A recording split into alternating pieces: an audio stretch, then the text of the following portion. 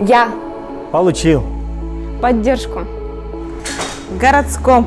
В фонде. Развитие. На запуск своего бизнеса. Для проведения ремонта. На покупку автомобиля.